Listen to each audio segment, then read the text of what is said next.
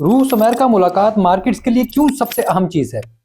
Bull run का आखिरी साल आ गया, यानी 25% ही बुलरन बचा है, लेकिन अब भी एवेक्स बढ़ा है, ना बैंक ही एक पर गया है। डॉट भी तबाही के धाने पर मौजूद है। ये कैसा बुलरन है? ये सब कैसे ठीक होगा? क्या ये कभी ठीक होगा कि नहीं? या ये बुलरन ऐसा ही होगा जहां कुछ भी ठीक नहीं होगा? और ये डिप कब खत्म होगी? ये सब और बहुत कुछ हम इस वीडियो में डिस्कस करेंगे। तो मैं हूं अली रेहान, आप देख रहे हैं crypto Baba. Let's dive deep.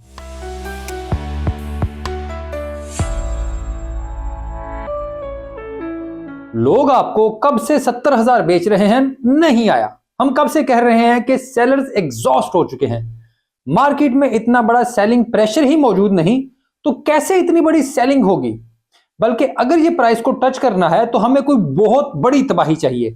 तो शायद अभी मुमकिन नजर तो नहीं आती है, क्योंकि अभी तक हम हर किस्म की तबाही को देख चुके हैं। लेकिन बिटकॉइन की 90,000 के करीब पहुंचते ही डिमांड इतनी ज्यादा बढ़ जाती है कि तमाम सेलिंग प्रेशर ही खत्म हो जाता है। अब देख लें कि इस प्राइस के करीब अरबों डॉलर की ट्रेड हो चुकी है और बाइंग हमेशा ज्यादा रही, किसी भी तौर पर बाइंग नहीं रुकी।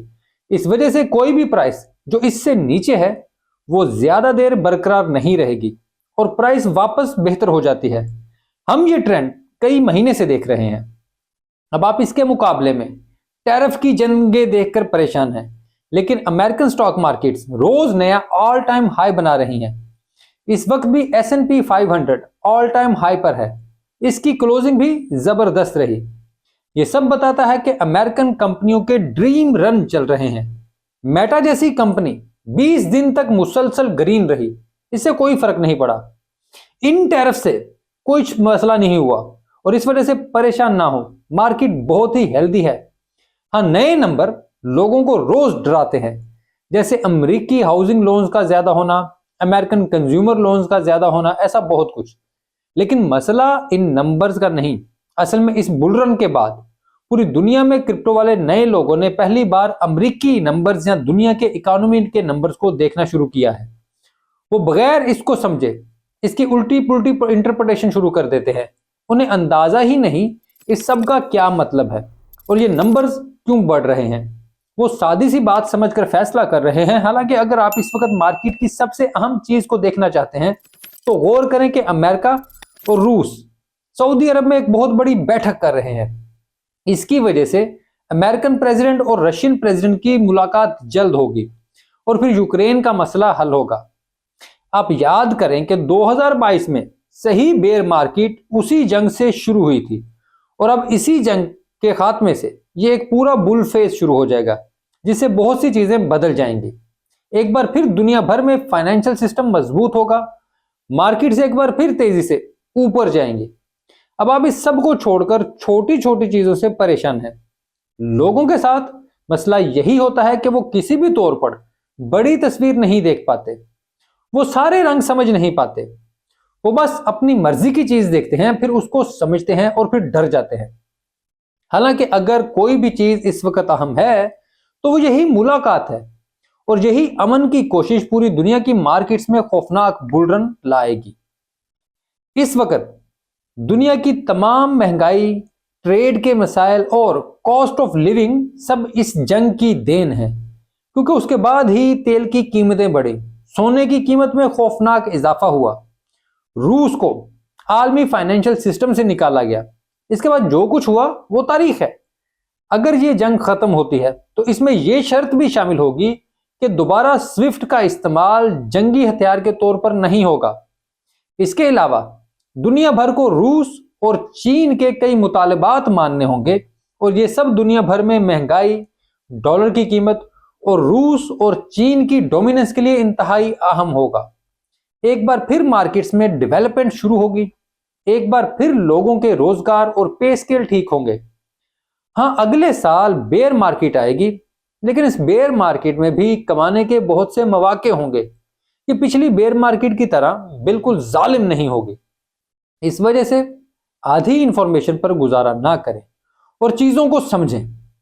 अब यहां मैं एक और बात भी क्लियर कर दूं। बिल्कुल अब तक हमने बहुत से कॉइन्स की रिकवरी भी नहीं देखी।